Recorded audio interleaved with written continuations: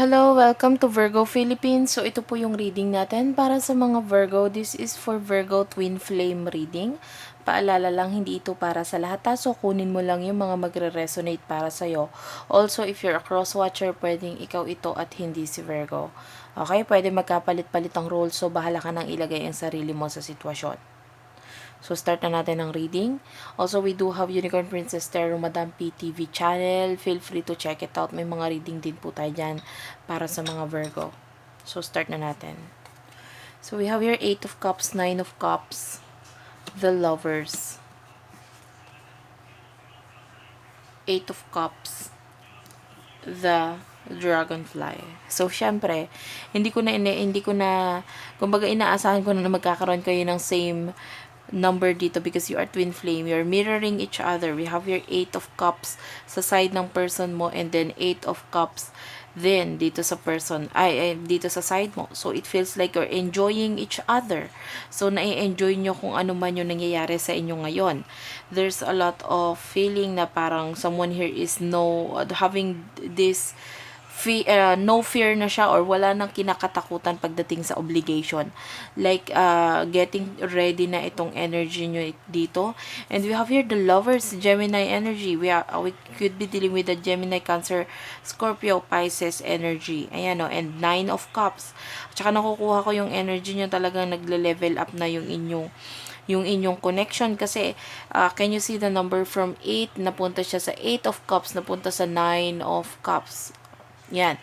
So, nagkakaroon ng ascending order. Ibig sabihin, pag-angat or pag-level up ng connection yung dalawa.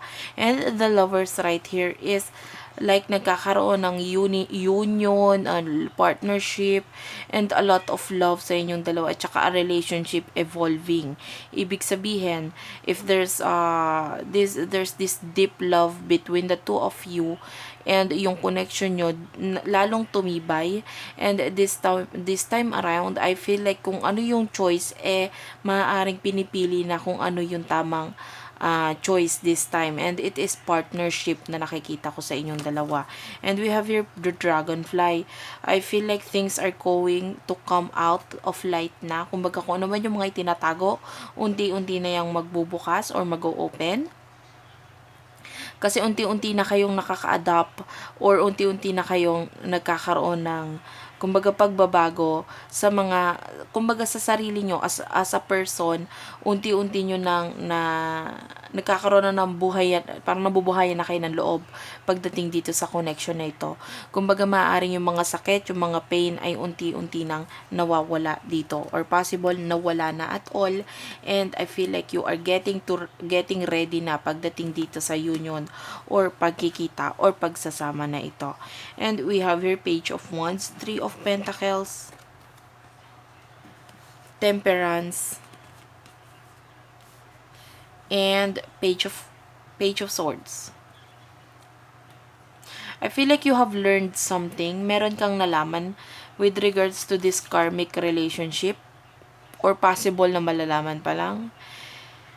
And that would lead para sa'yo na maging yung energy mo is like palaban, and it feels like with the Page of Swords, this is you, like you want to commit or you want to do this action na maaring kasi you are very faithful pagdating sa iyong twin flame. I'm feeling your faithfulness dito. Okay? I'm seeing a lover. So maaring maging lover itong twin flame na ito. So maaaring there's a connection. Both of you, I mean, of course, you are twin flame. You're mirroring each other. Kanina, 8 yung nagpakita. Both ends. Ayan o. It's like you're mirroring each other. 8 dito. 8 of cups dito. And another 8 of cups dito. And dito naman sa sumunod na reading is another page dito sa side na ito. And sa side mo naman, we have another page. Nag-a-align na talaga kayo kung ano yung path na kailangan i-take nyo at saka yung mga, kumbaga nandito na kayo, nag-a-align na kayo, sabay na kayo na nilalakaran. Kumbaga, kung ano yung gusto nyo or hangarin nyo, pareho na yan. And we have here waiting. I mean, I feel like you're waiting for the right time to attack. Maaring ikaw to, you're just waiting for the right time kung kailan tatapusin or aatakihin or tapusin. Kasi we have your karmic relationship. Maring ito na lang ang nagiging hadlang between the two of you. Kasi sa inyong dalawa, okay na yung energy, nag-a-align na. But, you know, the main problem is the karmic relationship. Lalo na nandito siya sa middle of the reading. So, maaaring itong karma na ito and a karmic relationship might be another person involved dito. Pero maaaring sa side mo ito. And you're already ready na tapusin or, you know, maging active para magkaroon ng paglaban dito sa side mo. And we have your Three of Pentacles. Yes, your person is actually, you know, someone here is planning to have this travel and hindi lang basta plano ha, this is going to be a travel or maaring plano with regards to travel na gagawa na talaga ng action ngayon because this is with the Three of Pentacles. I feel like you know, might be has something to do with money rin and yeah, focus about travel and growth. So yeah. And if there's a family problem, and problem nga, dito sa with regards to your connection, malapit na, it is soon to end. Page of Wands is a very wonderful, beautiful, positive news pagdating sa'yo. If you're thinking about problems, ito yung nagsasabi sa'yo na your problems are soon to end. Malapit na. Ha? And also, it's an early sign of inspiration. So, maaaring for some of you, recently lang nagkaroon ng connection pagdating sa iyong twin flame. Or kung merong twin flame connection dito, maaaring dito na yung nagsisimula na hindi na kayo maglalaban sa mga nararamdaman nyo para sa isa't isa. Okay? Wala nang paglalaban dyan. Kung meron man nilalaban nandito, it is with regards to the karmic relationship na lang. Especially at the bottom of the deck, we have here the Phoenix, new phase, rekindle, renew, transformation, growth, change mind. So, malaking pagbabago with the Phoenix and maaaring ang pagbabago has something to do with the Nine of Swords. So, maaaring yung matagal na pinipigilan magbabago na yon. Kung ano man yung matagal nang nagbabother or a relationship na maaaring hindi na nag-grow dito, matatapos na yon or mababago na yon. Okay? Especially with the Justice, Libra energy. Libra energy. We also have here King of Wands. Might be someone here is good at business or sales talk. So, another Justice card here. Five of Pentacles, Justice, Libra energy. The High Priestess. Five of Pentacles, and the Star. You're really mirroring each other. So, kanina, nagpakita si Eight of Cups, Page of Wands, and another page dito sa side mo. And now, we have here Five of Pentacles sa side ng person mo and another Five of Pentacles sa side mo. Yeah. This is in fact a twin flame. Bakit ba ako nagtataka pa na magkakaroon ng mirroring dito? Talaga namang magme-mirror kayo dahil you are twin flame. So, parehong may five of Pentacles sa side nyo. Talagang naka-align na kayo. Can you see the Five of Pentacles, nandito siya sa side na to, and then yung Five of Pentacles mo, nandito rin siya sa side na to. So, you're mirroring.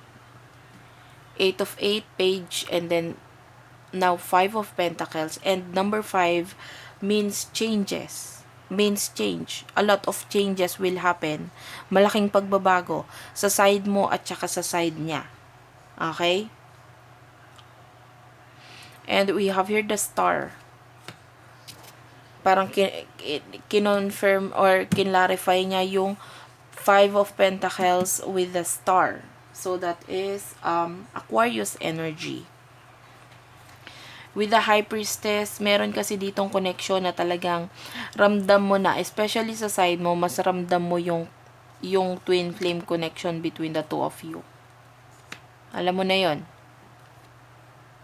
And you're still waiting. Actually, you're waiting for this to happen. Justice might be a marriage or relationship here na pwedeng may marriage or a deeper level commitment involved.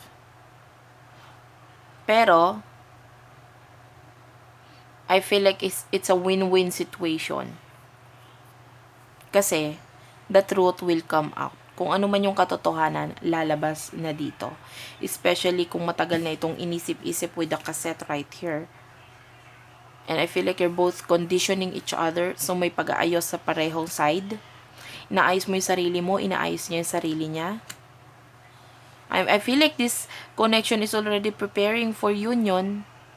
If it's a twin flame connection na, which is, this is a twin flame reading, of course, nakukuha ko yung energy na malapit na yung union. Kaya you're both conditioning each other. Sa side mo, sa side niya. And maraming pagbabago dito. Yung pagbabago na nakukuha ko sa kanya, because it's under netong page of wands, nasa ilalim siya ng page of wands. So, for what I can see here, kung may pagbabago man dito sa person mo, might be it has something to do with money, with maturity, and kung ano man yung family problems, malapit na matapos yon. Or kung ano man yon na nagiging problem ng person mo dito, malapit na matapos yon. Maybe it has something to do with money rin. And then dito naman sa side mo, we have here 5 of Pentacles, the Star. Kung ano man yung nagpipigil sa inyo, especially with the 8 of Cups dito sa taas na ito, kung ano man yung nagpipigil sa inyo, nagiging balakid para sa connection ninyo dalawa, soon to end na rin yan. Especially with the Page of Swords, ready to fight ka na dyan. Paglabanan yan. Especially kung nasa side mo yung karmic relationship dito. Okay? And I feel like with the 5 of Pentacles is about releasing something or pagkawala ng something very special. May mawawalang something dito. Pero mas nakukuha ko yun sa side mo, na may mawawala sa'yo. Pero although mawawala yun, may kapalit na mas maganda because the Star is a wish fulfillment. Like, maaaring matagal mo na rin talagang gustong mawala kung ano man ito. In order for this connection na mangyari, na may sa katuparan at magtuloy-tuloy. Okay? So, I feel like I need to give you some advice. Pero parang hindi na rin eh. Pero, yeah, let's give you some advice. What do we have here for Virgo Twin Flame, please? Please do like and subscribe to our channel, guys. Ma-appreciate ko po yan.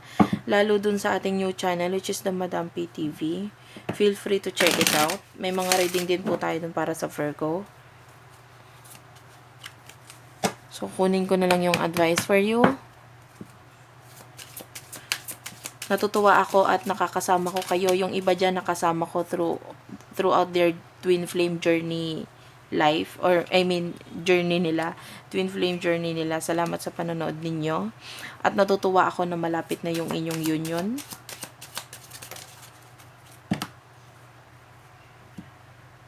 We have here playfulness at the bottom of the deck. Oh, very nice reading. So, simulan natin sa unang card na lumabas. Gusto ko sunod-sunod sa kung paano siya lumabas. We have your engagement. So, ito yung unang card na lumabas. Your love life is ascending to a higher level of commitment. So, kung ano man yung connection nyo, unti-unti nang lalalim yan. Unti-unti nang magkakaroon ng commitment between the two of you kung wala pang commitment. Kasi yung commitment is about time, effort, lahat ibibigay dyan. Hindi pwedeng nagsalitaan lang, nag-usap lang ganito. Hindi. May movement na dyan. Pag sinabi mong may commitment, talagang ibinibigay mo na yung mga dapat mong ibigay and ganun din naman siya sa'yo. You're committing yourself to this. Both of you. And we have here, keep an open mind. Your soulmate may differ from your usual type and expectation. For some of you, I feel like it has something to do with your union. Wag muna tayong mag-expect, okay? With the looks, wag muna. Kasi maaaring iba siya sa huli mo siyang nakita. Iba yung itsura, iba yung yun. Kaya no expectation ang sinasabi sa'yo dito. Kasi talagang napaka-high possibility, ang lakas na ng energy na this is with regards to your union na malapit na siya. And keep an open mind. Huwag mo na tayong mag-expect. Huwag mong alalahanin kung ano siya noon dahil maaaring iba na siya ngayon. Okay? Maybe it has something to do with the looks. Medyo umitim, medyo lumaki, gano'n. Medyo ganun yung nakukuha nating energy dito, ha? And we have here, give your relationship a chance. Work on your partnership. Pareho nyo makakaya yan. Kung ano man yung mga pagdadaanan nyo pa. Kasi there's a lot of challenges. Pagdating sa twin flame connection, hindi lang yun natatapos sa ganun. Sa union, tapos na lahat. Hindi. May mga challenges yan. The more na lumalalim ang connection, the more na nagkakaroon ng challenges. And, ang maganda dyan, nasa side mo naman yung paglaban dito. And whatever it is na magiging challenge dito, maaaring ikaw ito na nagdadala or makakayanan or mas higit na magiging yung maglalabas ng kung ano man yung kailangan niyang ilabas in order for you na matapos kung ano man yung magiging challenge na ito sa connection nyo. Okay? Work on your partnership. The best dyan na word is the partnership. 'Di ba? Ibig sabihin, kung may paglaban man dito, kung may challenge man dito, you will not do this alone. I feel like partner na kayo dito. Kung ano man yung pagdadaanan nyo, you're together. Okay? Paglalabanan nyo yan ng sabay kayo. Okay? And we have your romantic feelings. Your feelings are real and worth exploring, of course. And ito na ha, nakukuha ko yung pagbibigay mo ng respeto sa sarili mo. And there's respect here. Both on your side. Nakikita kong nire-respeto ka niya, nire-respeto mo siya. You both respect each other's decision at saka yung mga way of thinking nyo. Nandyan yung respeto nyo sa isa't isa. So, wala naman ako nakikita ditong ano. Kaya, kumbaga kung nabababaan ka sa tingin sa sarili mo, no. Why? Kasi your person respect you. Your twin flame respect you. At dapat ibigay mo rin yung respeto kinakailangan or karapat-dapat para sa sarili mo. Okay? And we have here the wedding, which is the best or the last card for you. This situation involves marriage, of course. You might be dealing with a twin flame na maaaring your past life siya yung kasama or asawa mo. And now, from engagement, can you see this card? Yan. From engagement, everything would turn out na mapupunta na sa marriage, which is a wedding, pagsasama, union, and I feel like there's a soul contract. Why? Bakit ba naiisip po yung iba kasi sa inyo, hindi twin flame connection, pero maaaring nakikinig or nanonood eh. And napakaganda ng sinasabi kasi ang ganda ng flow ng story nyo. Pero para naman doon sa iba, talagang this is legit twin flame connection na nakukuha natin dito. And yes, there's union na between the two of you, pagsasama. And this time around, hindi na siya aalis. So that's it for now. Thank you for watching, Virgo and Cross Watcher. I hope naka-resonate kayo. Sorry about my background, guys. Please do like and subscribe to our channel. Unicorn Princess Tarot, Madam PTV, and Virgo Philippines. I love you all and thank you sa pagsubaybay sa mga Twin Flame Connection dyan. Bye-bye!